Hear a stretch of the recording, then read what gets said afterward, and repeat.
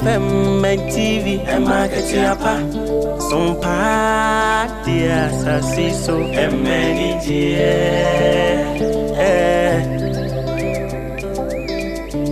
Ajuma yesini aketi enti usumu sumyo aduna bema wanya aketi yapa ewa sassy so if yasim basum na wansum ye dia fanyina masa wansum bisa usum ye market yapo eni die di sompa die e market yapa sompa die sassy so e many die Sompa FM, Sompa TV, market yapo, Sompa die, M-I-N-G.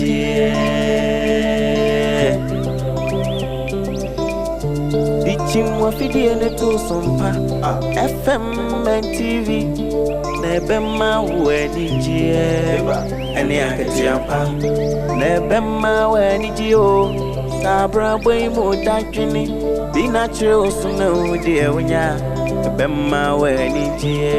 na ketia panso kamu e marketia Sompa FM in it to Sompa FM and TV why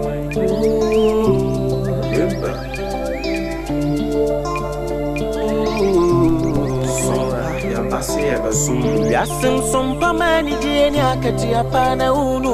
warada Sompa dea sitine munu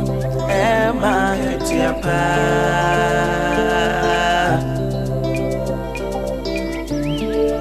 Ye no mai munsam makudie munsam jina ne kasebo Bijisam ni ejasu sem jina Sompa dea bama Sompa FM Market yapa, Sompa TV, M-N-E-G, Sompa TV.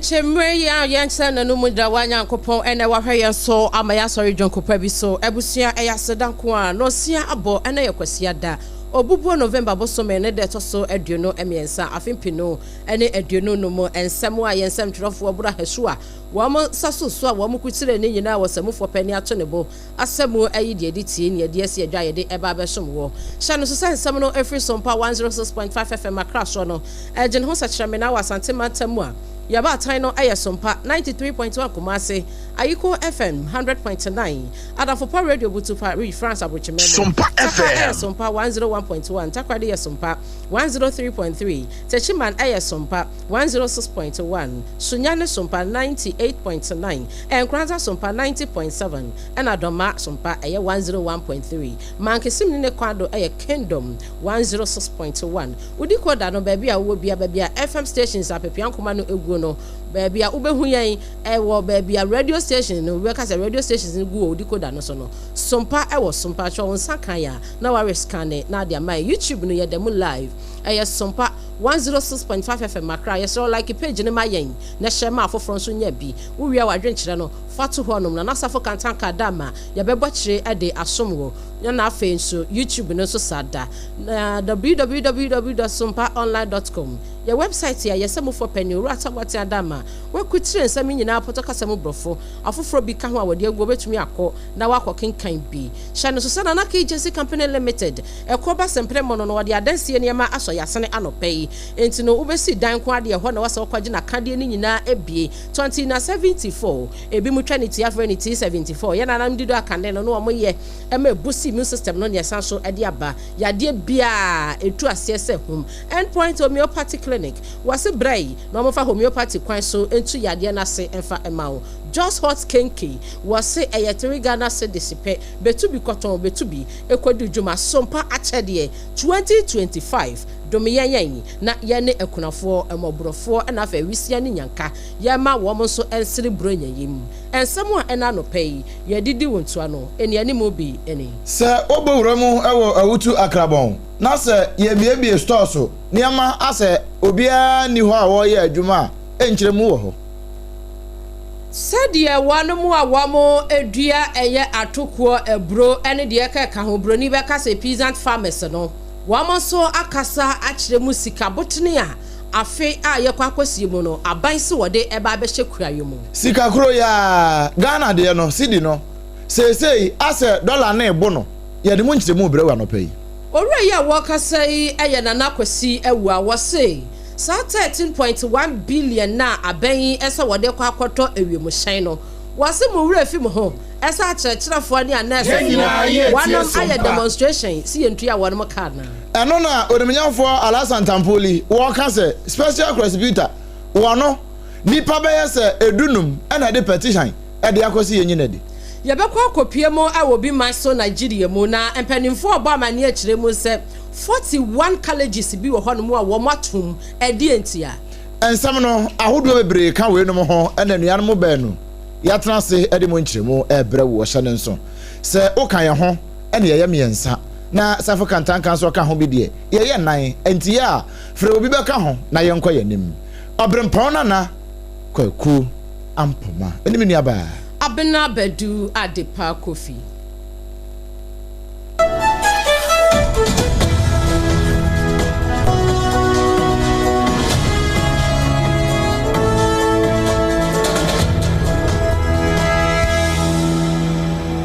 afi yen hyen na se emfa ema ukopie mu ewo ewutu akrabon ye no ewo mfimfim mantamu a me ne wo kasa ya wo hene popra na wada so osi akonwa so eye nan kwao pai oben ya otoso mienu sese nana etia na nachi wokwa akura na empani aye hyehyeye na wotwe awie ye gina mu ye ne na etwane tuyi na wonom ede agu akwan mu se womo ede penekorabe na afi womo de akata na chi kura na afi watimi anya ekwanpa afa so ede akwakot toa nananom ene obo ade no ewo no hoa na eno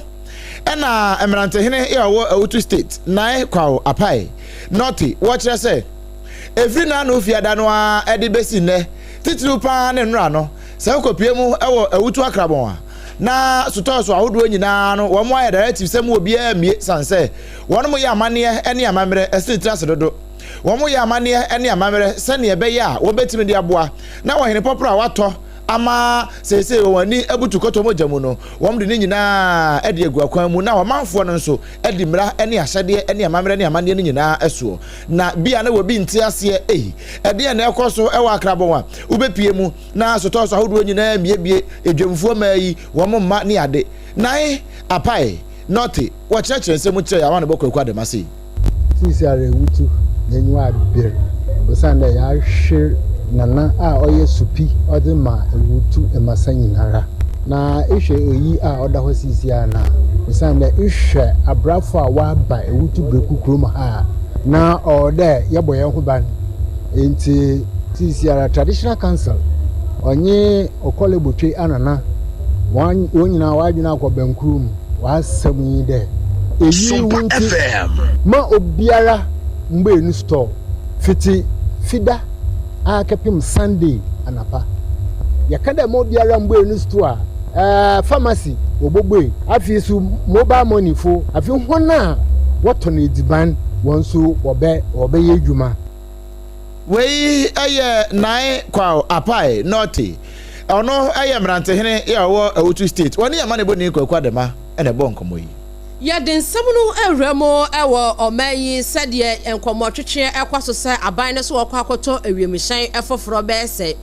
miense se enayi na empanifo eguso a wo modi ho abobo a upiemo ewo emrahye bedwamu ana no fiada wonom ekwa asetena no wo mo twetwe ho nkomo twetwe na numu ena damango emrahye bedwani onyenyafo Samuel abuginapo egina simpie ni apaso ene wo ka se ekamia yese aban no e the square pipe ekwa akoshe rampo mu ebesida na yeye wɔkyerɛ mu sɛ sɛdeɛ mpanimfoɔ ani abere paa wɔ mayim wɔkanka wɔn mu a wɔmakɔ na asinkyerɛni yɛn posti wɔn obi kura se yɛ posti ne nso abosome bɛyɛ sɛ deɛ ɔhɔ ni yɛn tua wɔn ka kyerɛkyerɛfoɔ nso sesei na ebiew sɛ motumi anya sika bɛyɛ sɛ 13.1 billion na sɛ mosɛm de kwa kɔtɔ wiemhyɛn a kamea yɛ sɛ aban baako na brɛ so wɔ no deɛ wɔn ɔyɛ ɛse wɔbɛtɔ na mo nyinaa mo keka bie ɛtoto mobile park so kyerɛ mu awiaseɛ wɔnom antumi ato na kyɛ sɛ manfa mo support yɛ ama no na sɛ moba na deɛ hia pɔte wɔ hɔ no mu a ɛnyɛ sɛ ebi a wei na mokɔtɔ no aircraft no ehia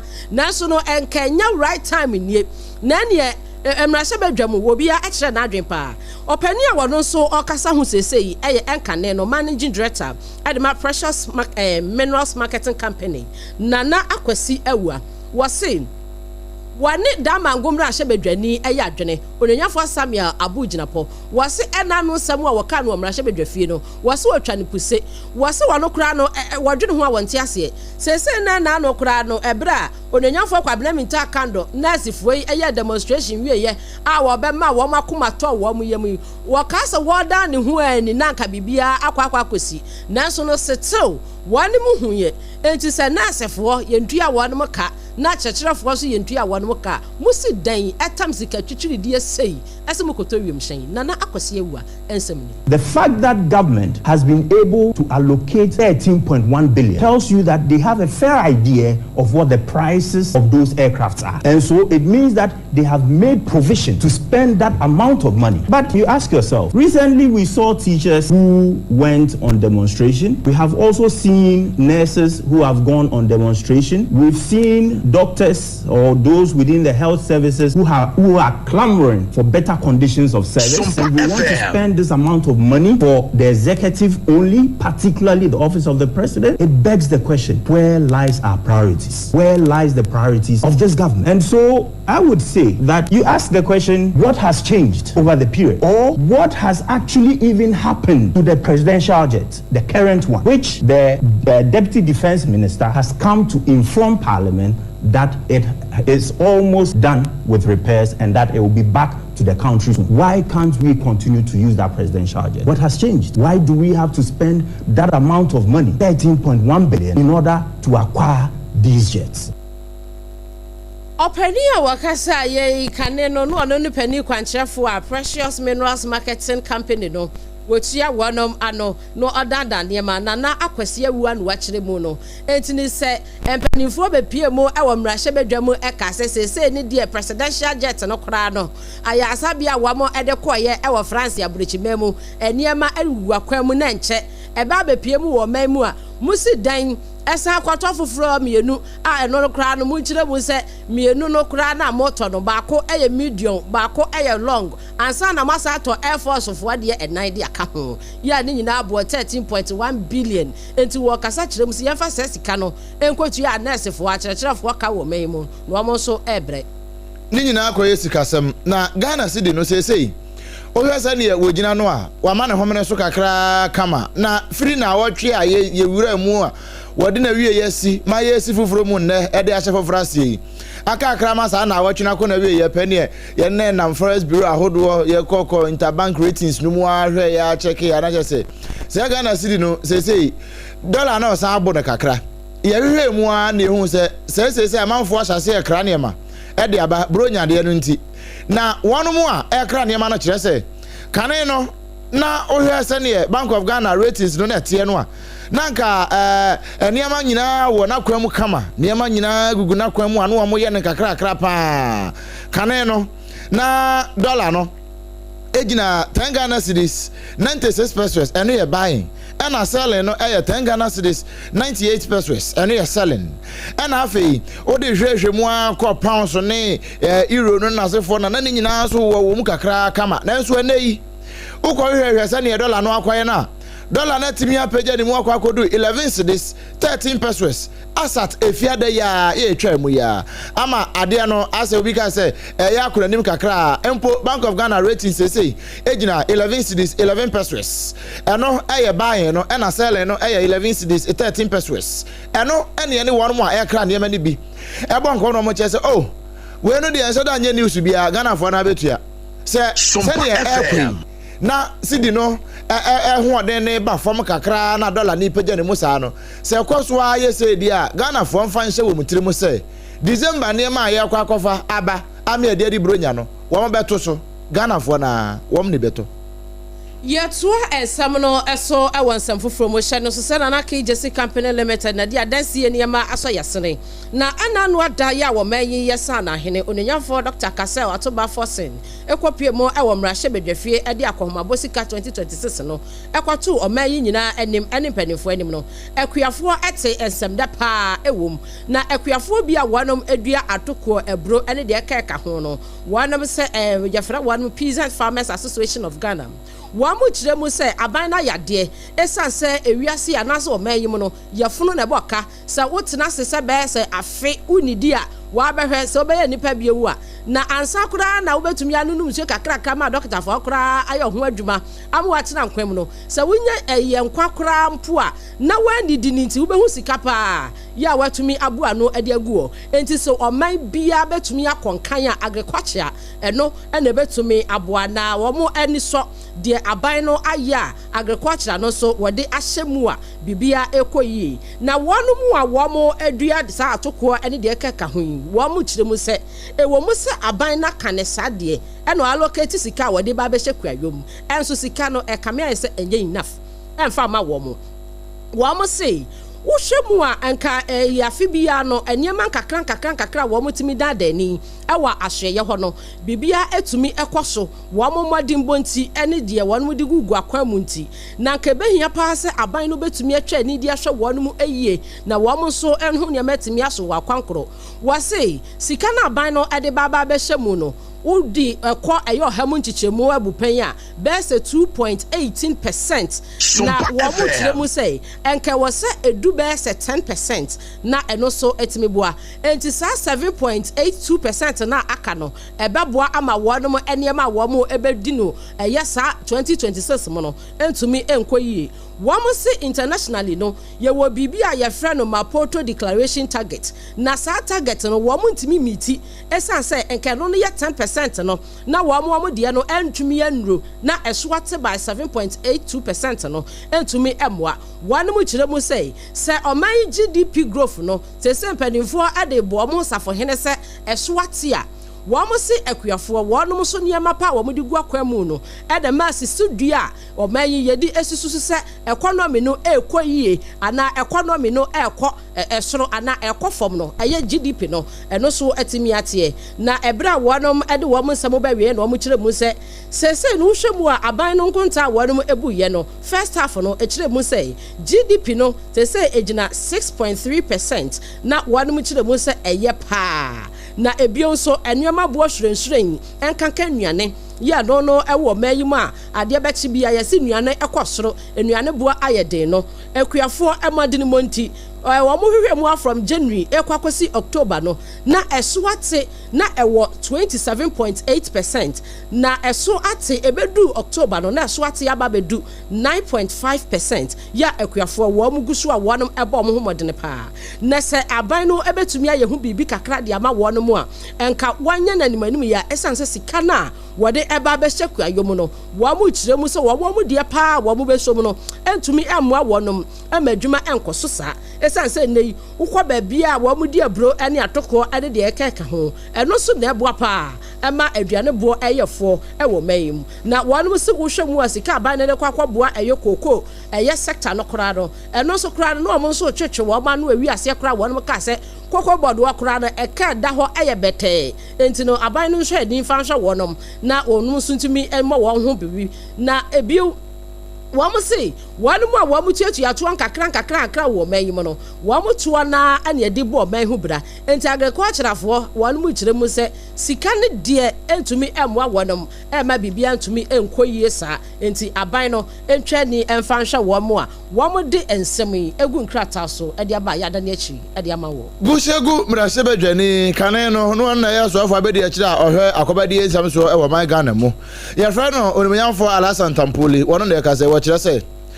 se baby awote ene enkrata awahwemu a na wanya bia kenkan no petition maako sa dunum 15 ena mpanimfo de akọ Sir, Odemian focus here, Jamia, one, and a special prosecutor. The American kind of special prosecutor, no, one munity. Now, was you a TT1 or Hesed near Matano? One I say, what want to mean? I say, young fast for Buono and from Mampania Kufuado. There be Mampania Kufuado there 1 year. Name Sir Office one, the power to one, and not the modern one more number, and a name uncle ya. Eno na aba na bidumo ka se mampania kufuado na yi no eno ntisi e kan yemfa so boni bi nkobo no eno no wo che se o de bono a enye yi afei se wo kire mu se ni nyina no kwankase na no kowie ese onunyamfo Kenneth overiata kuntunkurunku wono ena nam so a se wo se wo che no na oye ne obetimi bi ade ne gina mra na no esan SML deal no ene ataniema hodo bi e kan ho so ye ho adwuma besi ne wonye ye no enu ne di mu ntintiman a nipa makomako dunum e de petition akose special prosecutor yenye na di. Currently, there are about 15 petitions for the removal of the special prosecutor. Are you blaming that on Akufo-Addo? So I'm telling you, it has nothing to do with Adodanko Akufo-Addo. When Honorable Kenneth Ofori-Atta was leaving the jurisdiction, at the time he had informed Chief of Staff at the time, and he had also informed the transition team members, the person who was representing the current administration, the incoming administration. He had served notice on them. Now, if this was a person who was running away from justice, more or less a fugitive, I don't know who will be actively informing people that I'm leaving the jurisdiction to go and seek medical attention. We aye gushegu mrashe bedwane kaneno no na eso afọ abede akira hwe akobade nsam so e wo man Ghana mu Alhassan Tampoli ne eti yi Abusia entatia betwe so mababi so aseda enkoma na KJC Company Limited da ko ba sempre mo no be ma wonsin so mo asa no ha mo no na dia danse niema aso yasene enti afei eno waso da yese opeso ye landlord na landlady a yesrew oto asase na no akọ efanse free consultation wa demand customers nyina na KJC eno no woto adanse niema no akere yi o munim de anisue ho no mantam dunse ni nyina wo mai mo no wo mo ato apete be bia enkran ni kumase ubetumi afra yen e wo 0204 355 040 0204 355 040 na eba no iron rod enado a yede boda so sate akwa ba akokosi sate akwa be se 100 eni akire u pa kentra ngwam ni bidia de bo Yesu asenu anu nyina no a ubenya bi e wona na KJC na ose roofing sheet no eye papa eye strong e boda so a enframa jampentrudu befa ensu anu odene ebeto still strong eye na KJC umpe we na apede yi ene cement ene building wires na binding wires ni nyina ubenya bi na wakọ to onioma e mantam dunsia ni nyina be bia ye wo honum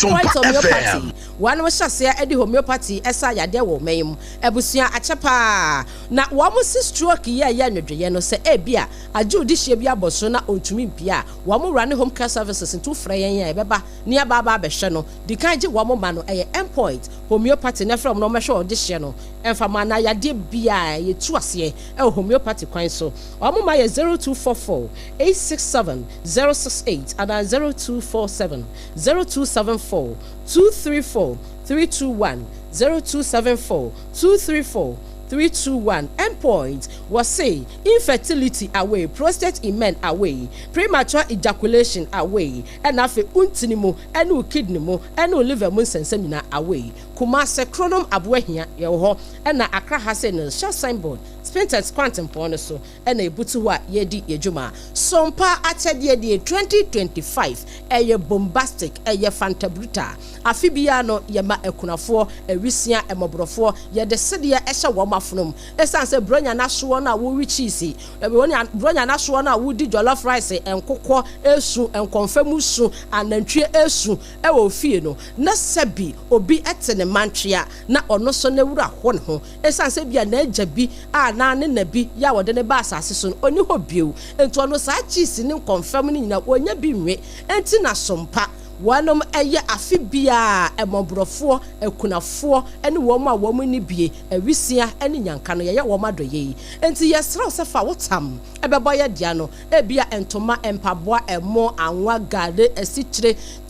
ti tomatoes ti na pa ene de ekeka ho a ye de che ye no yesefa be SOMPA na yeso yemfa nche sa abobrofo ne ekunafo ne nyanka yi enti no utie yen e wo SOMPA Kumase 93.1 yesra fa wa chede wura ho takwa SOMPA ono so for wachede wura ho Techima Sompa for wachede wura ho Enkranza Sompa for wachede wura ho Sunyane Sompa for wachede wura ho ena Accra ha se Sompa yesro for wachede bra ye beje dododo se ebia eye mobile money a jimeye yi na Sunday kapreda masempo aketua bia nsa wate nyankopon be hira sanse nyame Sompa ene se wahwe kunafo enyanka awisia ene mobrofo mani ni o 0598 559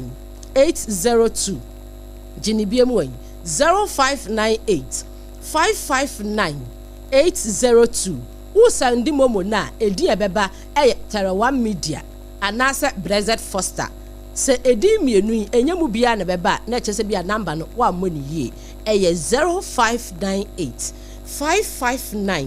802 Sompacha dia number no fakakra toso ate wonso de wo bia betumi de aba ne de adi dwuma no na nyankopon ehira wo just hot kenkenie eno fi asode ba obedi dokono di dokono hyew eni dokono a ubu ya na abu gyan eni dokono a wo de hye wafromu na aka wode di dokono mu ode eye moto kama di dokono benya ahoden eye just hot kenke se utu aton ana wodi di dwuma bia ensode mu ko meeting mu ma item 13 ensu mu mfra yen eye just hot kenke ya famra mo de hia no moko no hyeto no nkyena papa bi watuti na pa ade aguso eye just hot kenke mu amoto dokono nyina se eye ntempenten kwa enkotwa bro enkwa fidie mu nkoso ho enkwa fittings wo bia eye ene wedding abedin to ene de keka nyina eye just hot kenke ene de sevwase eye 3 Ghana cedis pe fufu lefo Accra haze ya adome ena yebutu a yetu na tufo ede ama de hye a wonom ba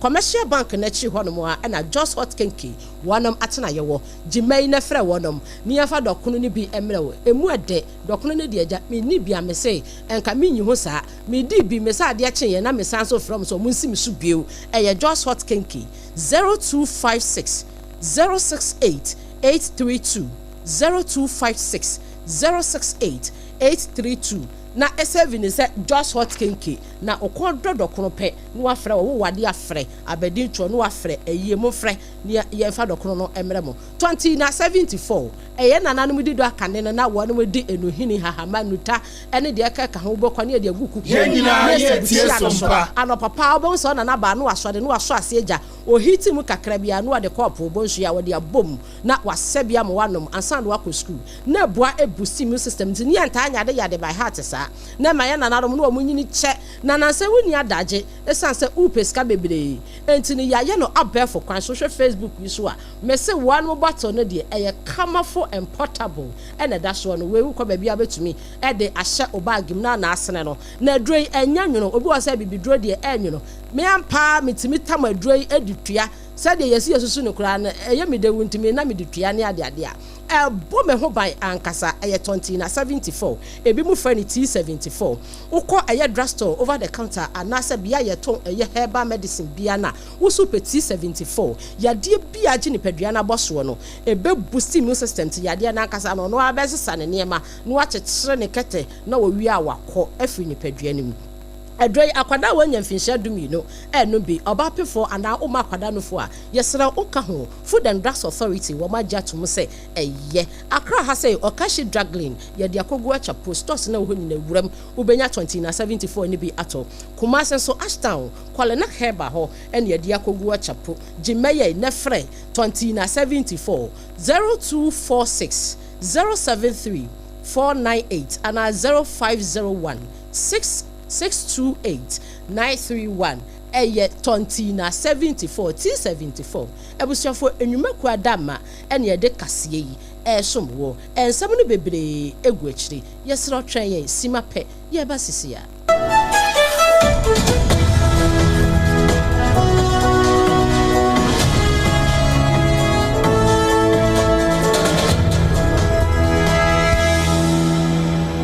Endpoint Homeopathy Clinic. Ghana had the obi enim say your prostate. Na baby omutimi ye screening ema huni ye etu asia. Na a Endpoint Homeopathy Clinic. Anasa a kidney, a liver problem. Wofa baby and ajjo. Na the friend premature ejaculation no a be maybe a woni wodofo akwakwisia. Asa wo di ne ho agro. Asa wo tonte. Ene ebra Endpoint Homeopathy Clinic. Na ye moa. E mane mema mo pa wo. E ye Endpoint Homeopathy Clinic. Wo mo demu fua. Yare bia infections bi na wo ho. Anasa bia wo hwa wofa baby na ajjo. Kidney problem, prostate de. E ye Endpoint Homeopathy Clinic. Kuma se Ubehu Endpoint Homeopathy Clinic. Ewo Kronoma boy here. Ena Accra hanso so de. Wo mo gina mu ankasa. Ewo Spintex baby friend share signboard no. Wudru na ubusasa wo pe Endpoint Homeopathy Clinic. Obia ebechro. For Endpoint ewo 0244867068 and 0274234321. Endpoint Homeopathy Clinic. Omo demu fu. Ewra, me pacho bra na me hwa de wo bag ni. Bra,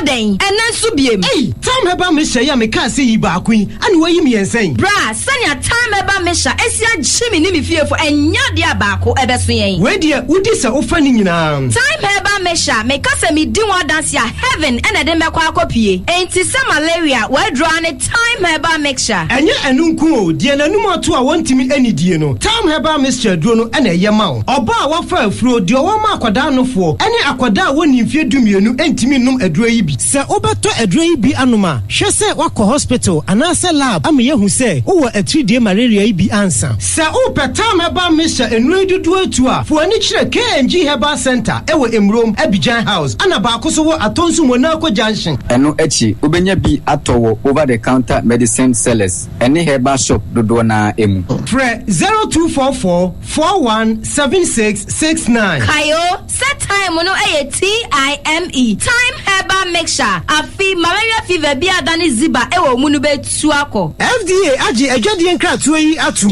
Tontonte yenum nsane e fadwen ne e fadwen mpa say na nim say brebi beba ama tonti na 74 opa ye ne simple T74 abeye aduru tonti na 74 ana T74 asa twe yadwene asina nanom dodo so say de na dodo bua ma na nanom enyare basabasa no saa na tonti na 74 ana T74 ebu anipadua no emo immune support enti obi onum bie no abrebia ne ho den tonti na 74 yi nso yaye no se nsuo krokro wa kama enti ba bia wonam bia obetimi de wade akọ samene wa ankefi na ekroyi eda no nko na wie ye wa bra mennom T74 samennom tonti na 74 menya hoɔden mennom ne dabia T74 yi eye hahama ene ye de aye na DHC ena aframa na ye kama saa no T74 ahoɔden ne apomuden ko a wokɔ pharmacy ana ba bia to nro bia ubenya tonti na 74 yi bia to T74 yi enye ma oba wa fa afuro ana obi a ɔma nufoɔ ana se obi a onya mfie dumienu etufon frɛ 050-162-8931 and 0246-073-498 FDA agi adwadi nkratoa yi atom.